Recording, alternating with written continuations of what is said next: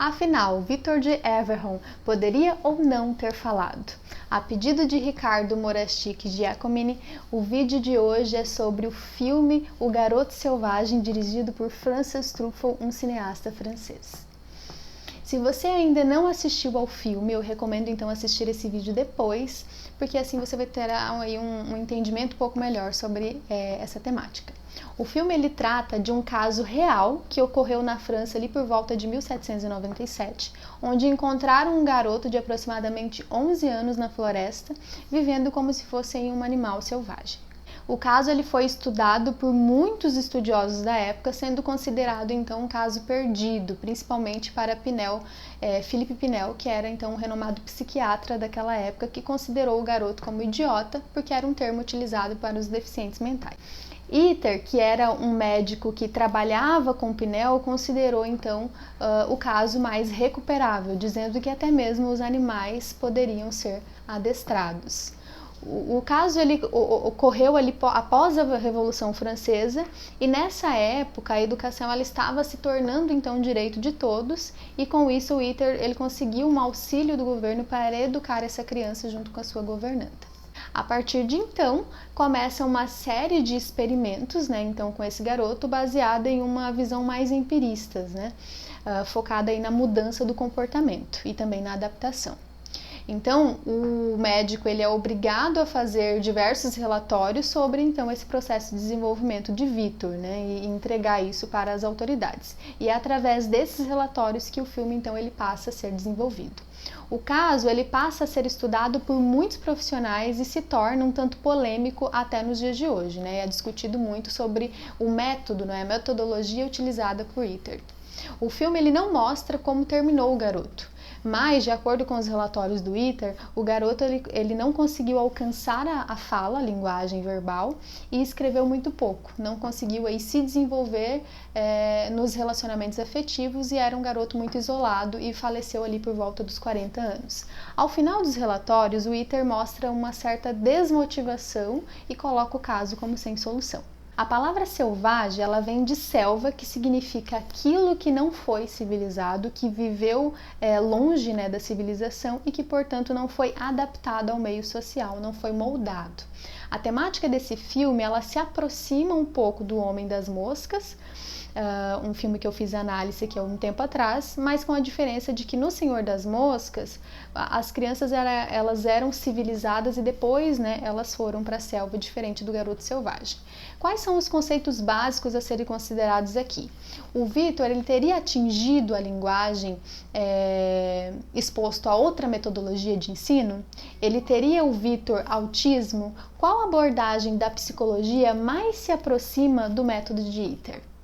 Não se sabe se Victor teria atingido ou não a linguagem com outra metodologia. Considerando o espírito daquela época, aquela seria a melhor opção, né, ao meu ver, naquele momento.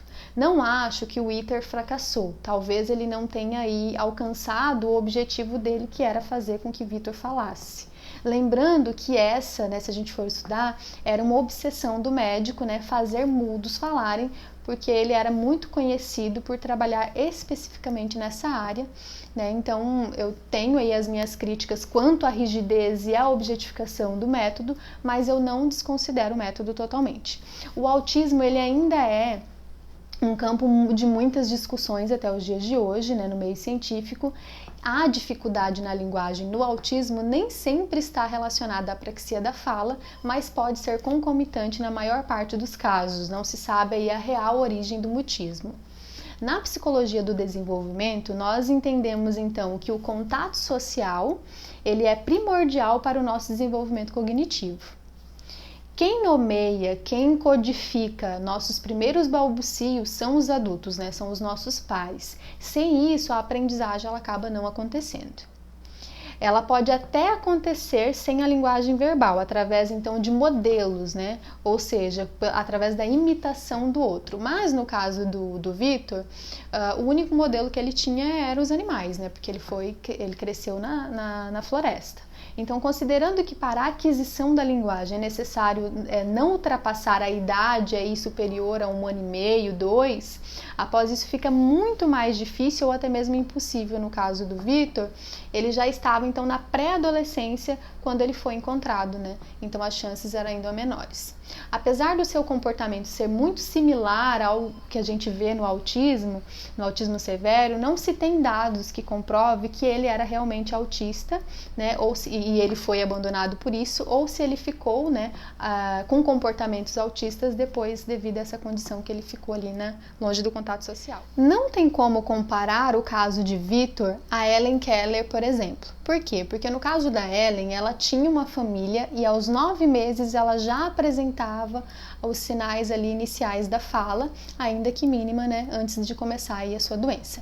Então eu desconheço algo que possa ser comparativo ao caso do Vitor. Dentro da psicologia ABA, a análise do comportamento aplicada, ela é a mais próxima utilizada ali, né, pelo ITER. Também ao método utilizado pela professora da Ellen Keller, que se trata então também de um caso real, então fica a dica aí do filme para quem quiser ver depois. Claro que essa prática ela é mais adaptada para os tempos de hoje, né? Os profissionais eles não são grotescos como aparece ali no filme.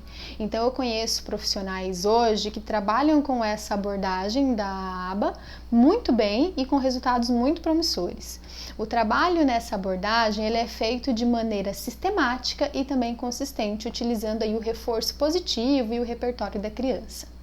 Isso vale também para o treino de banheiro, do banho, da escola, do restaurante, né? É uma forma de moldar o comportamento da criança para que ela se torne mais adaptada ao contexto social e a família não tenha também que se isolar em função dos comportamentos desadaptativos da criança. São teorias com embasamentos skinneriano e pavloviano. Ainda hoje é muito utilizada em crianças com autismo, principalmente pelos TOs, os terapeutas ocupacionais.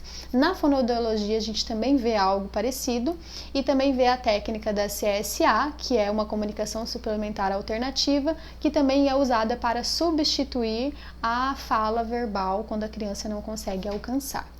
Apesar disso, eu não desconsidero o método utilizado no filme, mas eu também não trabalharia dessa forma porque eu não me adapto, né, a essa teoria. Na minha opinião, existe hoje muitas formas de trabalhar as crianças, né, selvagens, talvez com resultados mais a longo prazo, mas que considerem mais a subjetividade e também a emoção, né, dessa criança, como a arte-terapia, a ludoterapia e tantas outras abordagens que a gente tem hoje. Eu acredito que o potencial da educação, ele se transforma quando nos encontramos, né, na extraordinária criatividade infantil, mesmo sendo ela tardia, o que não acontece no filme. Você assistiu esse filme? Me conta o que você achou desse método.